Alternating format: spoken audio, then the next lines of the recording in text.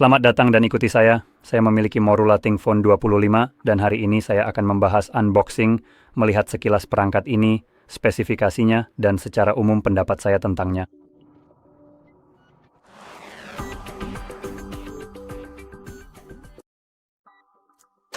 Jadi, mari kita langsung saja mulai. Saya perlu mengambil sebuah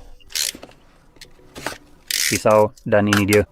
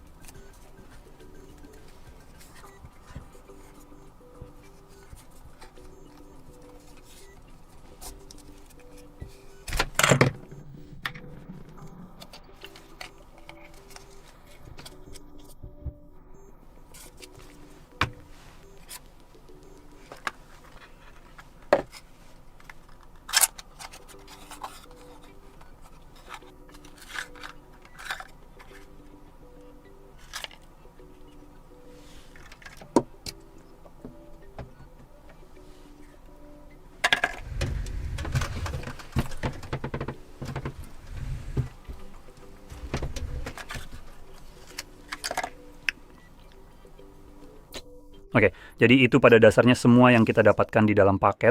Biar saya buat sedikit lebih terang. Nah, seperti itu. Seperti yang bisa Anda lihat, ini sedikit lebih baik. Jadi kita mendapatkan earbud tipe C dengan ujung silikon, berbagai ukuran di sini.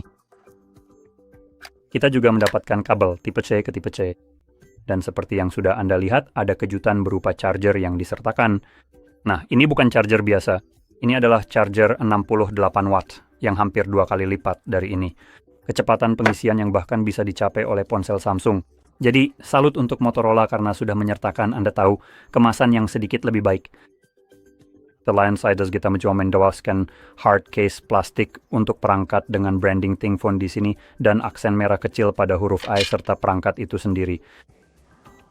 Sekarang, ya, mari kita pasang itu. Dan saat perangkat sedang menyala, saya juga ingin menunjukkan satu hal lagi yang menurut saya cukup menarik dari Motorola, mengingat perangkat ini mungkin akan dibanderol dengan harga yang terlalu tinggi, tapi saya tetap ingin menyorotinya. Kotak tempat semua barang ini dikemas memiliki aroma, dan memang ini hanya gimmick, tapi rasanya benar-benar membuat pengalaman unboxing jadi terasa menyenangkan. Sekarang, perangkat ini sudah berumur sekitar 1 tahun, jadi aromanya masih ada, tapi tidak seharum pada perangkat yang lebih baru. Maksud lebih baru di sini adalah perangkat yang dirilis kurang dari 1 tahun yang lalu, tapi bagaimanapun juga, mari kita bahas soal layar dan tingkat baterai. Astaga, ini hampir habis. Biar saya ambil kabelnya dulu sebelum benar-benar mati. Nah, sudah. 11%, oke. Jadi, layarnya di sini berukuran 6,36 inci dengan resolusi 1220 x 2670 pixel. Ini adalah layar POLED menampilkan 1 juta warna, refresh rate 120 Hz, bersertifikasi HDR10+, dan tingkat kecerahan puncak mencapai 3000 nits. Rasio layar ke bodi hampir 90%, hanya kurang 0,1 saja. Kita punya 462 pixel per inci, dan sudutnya dilindungi Gorilla Glass 7i, setara dengan level 4 di sini. Sekarang dalam secara sederhana untuk layar di sini, ini luar biasa.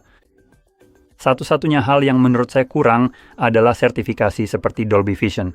Tapi selain itu, ini adalah layar yang benar-benar luar biasa di sini. Dan cukup mengejutkan, mengingat ini adalah Motorola dan juga ponsel yang dirilis setahun lalu, bezel yang kita punya di sini cukup bagus untuk perangkat yang sudah berumur 1 tahun. Ini adalah apa yang Anda hanya sedikit hanya sekitar 1% berbeda dari apa yang dimiliki perangkat terbaru saat ini, seperti misalnya Samsung. Jadi ini benar-benar bagus. Sekarang jika kita membalik ke bagian belakang, kita punya finishing yang terlihat seperti serat karbon. Sebenarnya saya tidak yakin apakah ini benar-benar serat. Ini adalah armor atau serat mid di bagian belakang. Kita punya, kenapa jadi kita punya apapun itu, bagian belakang serat, rangka plastik. Kenapa? Kamu sudah melakukannya dengan baik. Ayo, kenapa kamu malah memasang rangka plastik di ponsel? Oke, lanjut. Jadi rangka plastik, bagian belakang dari serat armor, bagian depan kaca tentunya, dan di bagian belakang, ada tonjolan kecil di sini yang sebenarnya cukup minimal. Apalagi jika dibandingkan dengan standar saat ini di mana ketebalan kedua dari perangkat adalah tonjolan kamera. Di sini tonjolannya tidak terlalu signifikan seperti yang bisa kamu lihat, hampir tidak mengganggu sama sekali. Tonjolan kecil ini menampung setup 3 kamera. Sensor utamanya adalah sensor wide 50 megapiksel dengan aperture 1,8. Lalu ada telefoto 10 megapiksel dengan aperture 2,0, ultra wide 13 megapiksel dengan aperture 2,2 dan sudut 120 derajat, dan dengan kamera-kamera itu kamu bisa merekam video 4K pada 60 frame per detik sudah bagus, dan 1080p bisa sampai 240, meskipun itu akan menjadi mode slow motion. Lalu di bagian depan, sebagai kamera selfie di lubang punch yang sangat kecil ini, saya ingin menyoroti bahwa sensornya adalah wide 32 megapiksel dengan aperture 2,4 yang bisa merekam 4K 30 fps, 1080p hingga 60 fps, dan slow motion 120 fps. Jadi kamera ini cukup bagus untuk perangkat yang sudah berumur 1 tahun. Menurut saya sudah cukup memadai pada titik ini, meskipun mungkin sedikit kurang karena hanya ada 10 dan 13 megapiksel di sini. Ini terasa seperti ide lama setahun yang lalu di mana produsen hanya menambahkan kamera lain apa saja untuk menambah jumlah kamera saja. Sekarang saya mulai melihat lebih banyak ponsel yang memiliki misalnya 3 sensor 50 megapiksel.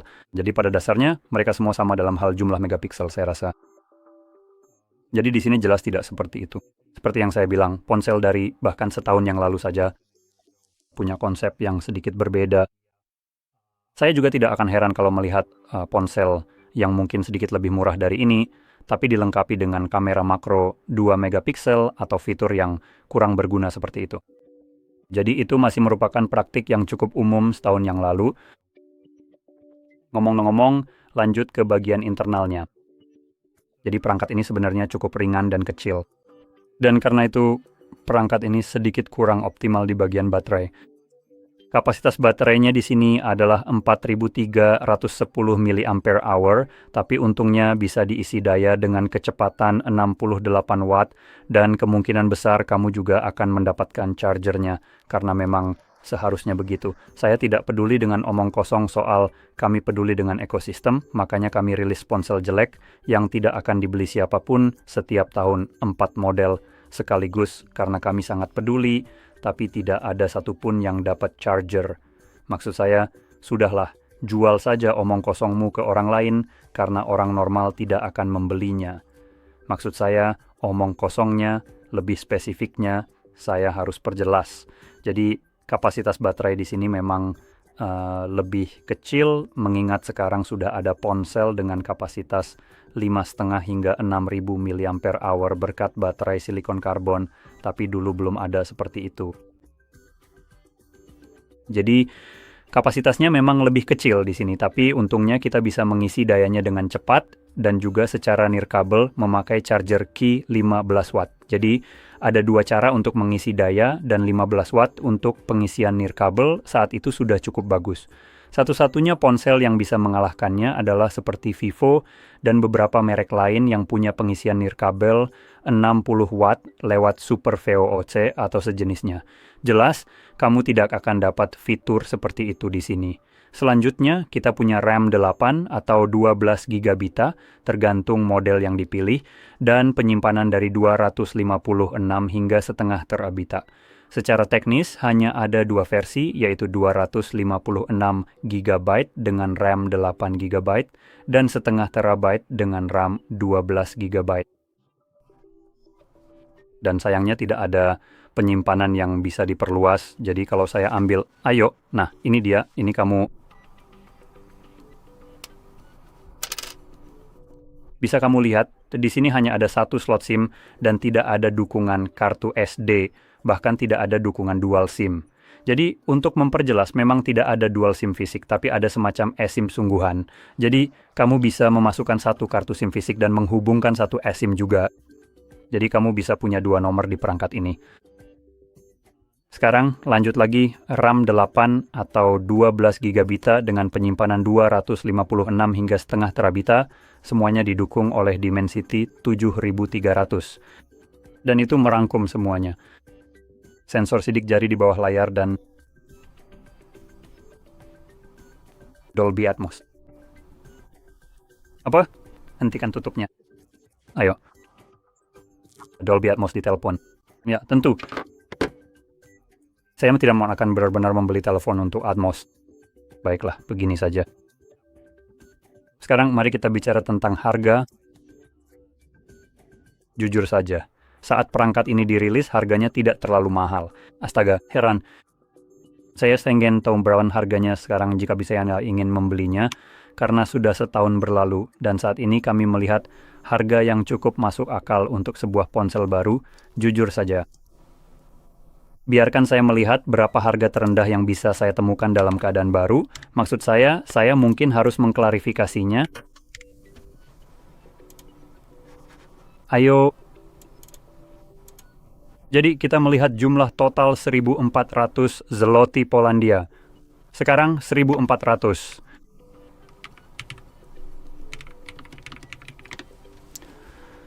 Saat ini sekitar $380. Jadi dengan $380 kamu mendapatkan perangkat yang cukup layak. Sekarang saya juga ingin memberikan beberapa mungkin alternatif lain jika kita ingin melihat sesuatu yang sedikit lebih baik dari segi spesifikasi seperti prosesornya. Jadi bagaimanapun juga perangkat ini sebenarnya cukup luar biasa. Bahkan dengan mempertimbangkan usianya yang sudah 1 tahun, harganya saat ini masih cukup bagus dan jelas, satu perangkat yang selalu muncul sebagai pesaing untuk apapun yang berada di kisaran harga rendah hingga menengah adalah CMF Phone 2 Pro jika dibandingkan dengan perangkat ini. Sekarang ponsel CMF akan memiliki beberapa pengorbanan jika dibandingkan dengan yang satu ini. Jadi ini akan menjadi pilihan yang sangat baik bagi orang-orang yang mungkin tidak mencari fitur-fitur spesifik yang ada di perangkat ini. Jadi saya tidak akan mengatakan bahwa itu lebih baik karena perangkat ini jelas memiliki spesifikasi yang lebih baik di beberapa aspek tertentu. Jadi, mari saya berikan gambaran singkat untuk Anda. Jadi jika saya tampilkan,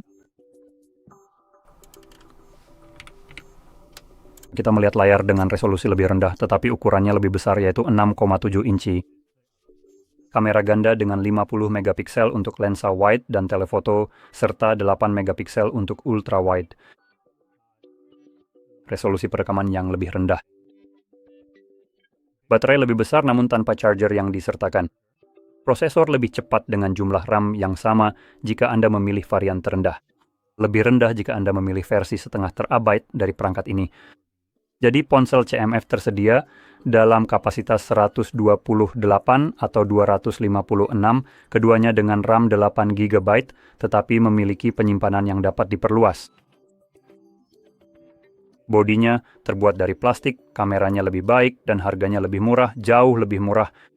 Mengingat ini harganya sekitar $380 Amerika, ponsel CMF akan dikenakan biaya sekitar $200 Amerika.